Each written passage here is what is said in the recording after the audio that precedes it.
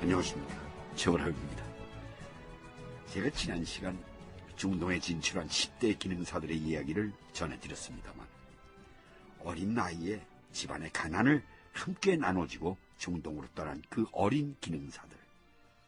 대견하기에 앞서 미안했고, 그래서 곳곳이 기잉했습니다.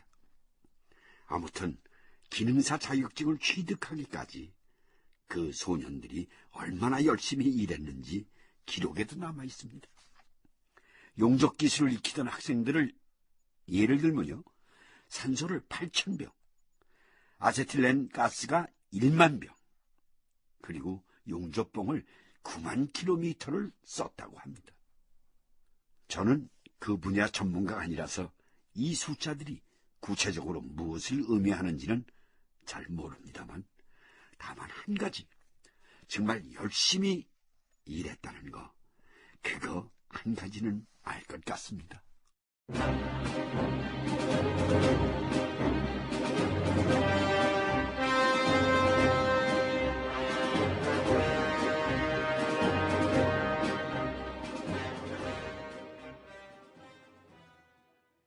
(1976년) 한 해 동안 중동 진출을 위해 양성된 기능사 2,140명은 완전 취업이 됐습니다.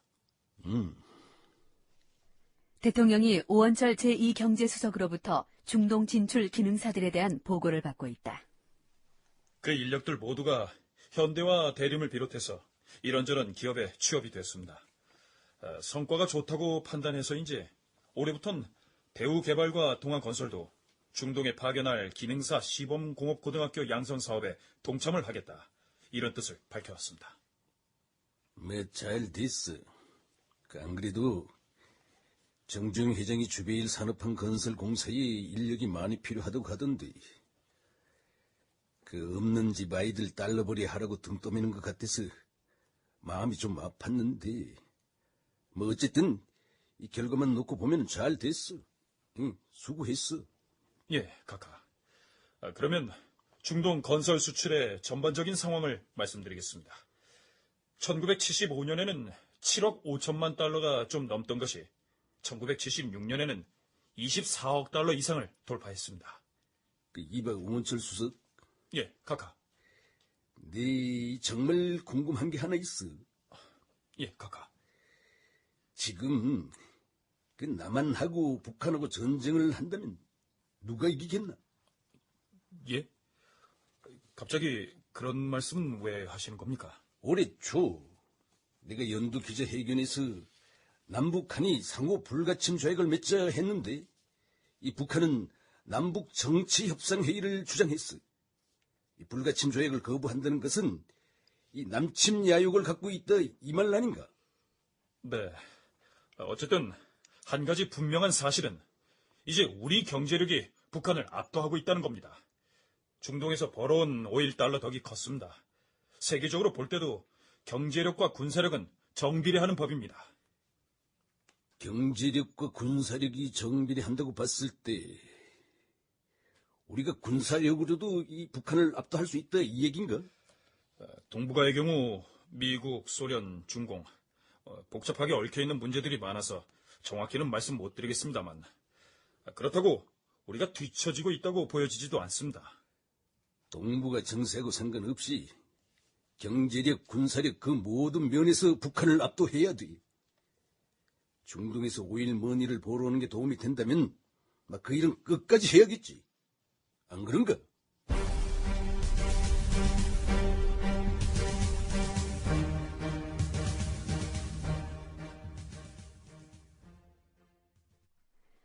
(1977년에) 들어서면서 중동 건설 시장 진출은 그 어느 때보다 활발해졌다. 그 가운데는 중동 건설 현장에 진출하는 공업고등학교 출신의 어린 기능사들도 있었다.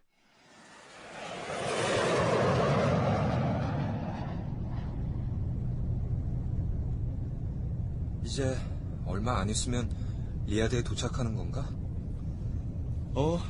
리야드에 도착해서 바로 가질란 화력발전소 건설공사 현장으로 이동한다 그랬어.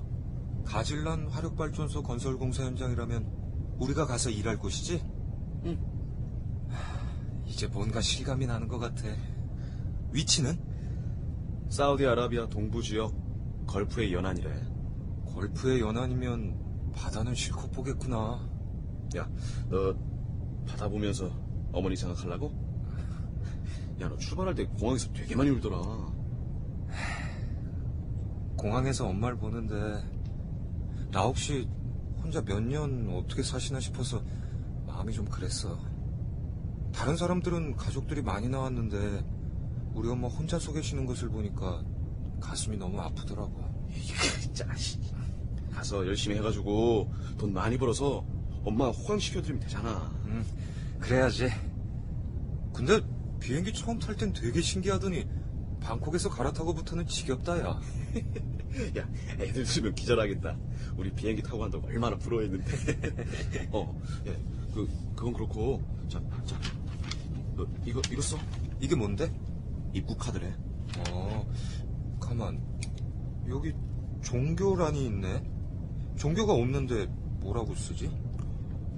없으면 없다고 쓰면 되지 않나? 난 그렇게 썼는데. 없으니까 그냥 없다고 쓰면 되겠구나. 그렇게 어린 기능사들은 입국 카드를 쓴 뒤 공항 입국 검색대 앞에 선다. 저기 저 사람 입국 검색대 앞에 앉아있는 사우디아라비아 저 사람 봐봐. 와, 되게 신기하게 생겼다. 그러게. 근데 진짜 사우디아라비아에 우리가 입국을 하는 거구나. 떨린다. 공업고등학교 출신의 기능사 고영석이 입국 검색대 앞에 섰을 때 뜻하지 않은 사건이 발생한다. 입국 검색대 담당자가 입국 카드에 적힌 종교란을 문제 삼고 나선 것이다. 고영석 씨, 종교가 종교요? 없는데요. 이슬람교 아닙니까? 아닙니다.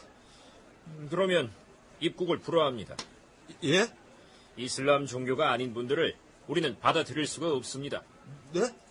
아니, 잠깐만요. 저도 이슬람 교도가 맞는데요. 제대로 다시 써오겠습니다. 다시요.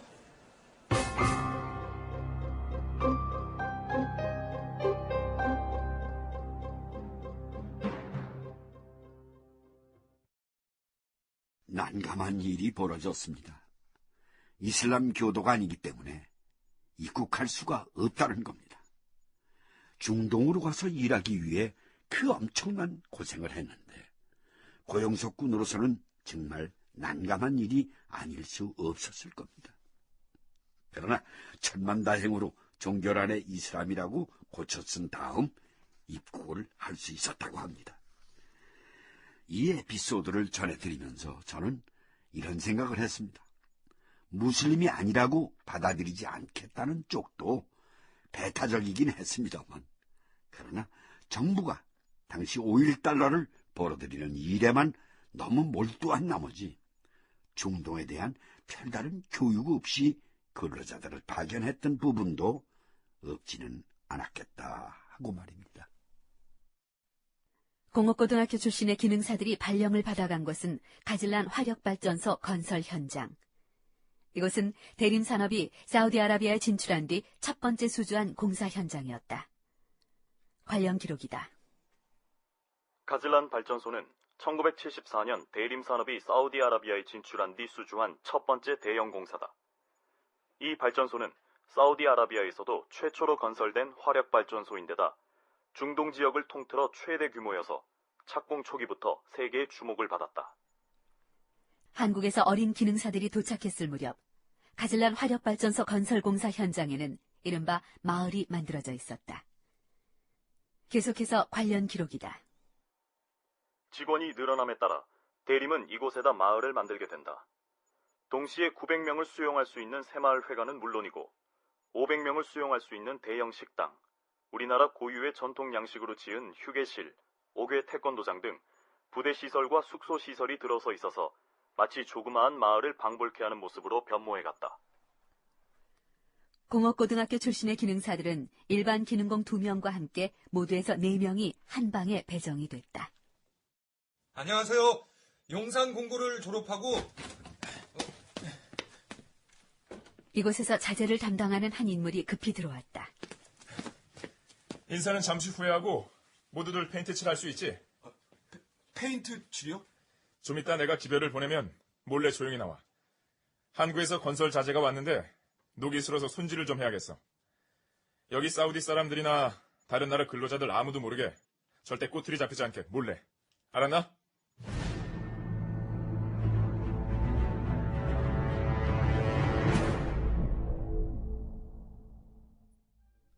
한편 1977년은 제4차 경제개발 5개년 계획이 시작된 해였다. 제4차 경제개발 5개년 계획이 끝나는 시점은 1981년이었고 경제기획원은 제4차 경제개발 5개년 계획의 개발 이념을 성장, 능률, 형평으로 잡았다. 우리나라는 제4차 경제개발 5개년 계획이 시행된 첫 해 수출 100억 달러를 달성하게 된다. 경제 성장에 대한 분위기는 전반적으로 고조되고 있었던 것이다. 경제기획원이 제4차 경제개발 5개년 계획의 개발 이념을 성장, 능률, 형평으로 잡은 이유는 성장과 능률, 형평이라는 기조하에 성장 구조를 확립하고 사회개발을 통해서 기술을 혁신하고 능률을 향상시킬 것을 목표로 하기 위해서였습니다. 남도구 부총리, 예, 카카. 수출 100억 달러 달성은 무난하다고 하면 그럼 저 1인당 GNP는? 1인당 GNP는 944달러를 예상하고 있습니다. 100억 달러 수출에 1인당 GNP 944달러. 김정년 비서실장, 예, 카카. 이 정도면 우리가 이 중진국 대열에는 들어선 게 아닌가? 그렇습니다, 카카. 그지 남도구 부총리 계속하시오. 예. 제4차 경제개발 5개년 계획 이후에 걱정되는 것은 일단 물가고와 부동산 투기입니다. 중동에서 달러가 급격히 유입되다 보니 경제기획원 안에서 이 문제로 인플레이션을 걱정하는 소장파들이 그 문제는 내가 이미 정리를 했소. 그 일부 경제기획원 소장파들이 중동 진출을 좀 미루자 하는데 안 된다고 분명히 못을 박았잖소. 예, 카카. 그러나 정부의 정책이 몇몇 재벌들에게 집중되어 남부총리, 예, 카카. 능률, 형평 뭐 다 좋습니다. 다 좋은데 나는 고도 성장 기조는 지금처럼 유지돼야 한다고 생각을 합니다. 그 과정에서 정부의 정책이 몇몇 재벌들에게 집중되는 문제, 불가피한 면도 있다고. 응? 그 몇몇 재벌들이 경쟁력이 있는 기업들이라 이 말이지. 알겠습니다, 카카.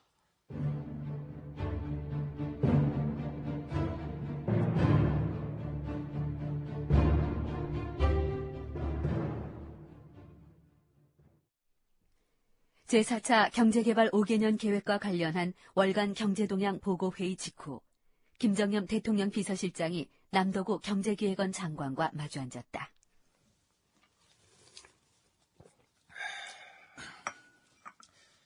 경제기획원 안에서는 지금 카카의 성장론에 반기를 드는 사람들이 적지 않습니다. 알고 있습니다. 카카는 지속적인 성장을 염두에 두고 계십니다만 이제 속도 조절이 필요한 시기가 됐습니다. 요즘 세계 경기 흐름을 보면 말입니다. 정부의 규제를 줄이고 시장 자유를 맡기는 시장주의가 유럽, 중남미, 동남아, 그리고 아프리카까지 퍼져나가고 있는데 우리나라만 카카께서 고도 성장을 유지해야 한다 생각하시는 이유가 있습니다. 뭡니까? 미국과의 관계도 계속 비걱거리고 있습니다. 주한미군 철수 이후 과연 우리의 힘만으로 북한을 상대할 수 있는가에 대한 불안감이 크십니다. 그래서 일단 경제력으로 북한을 압도해야겠다는 생각을 하시는 겁니다. 카카의 그런 초조함이 글쎄 경제엔 크게 도움이 안 됩니다.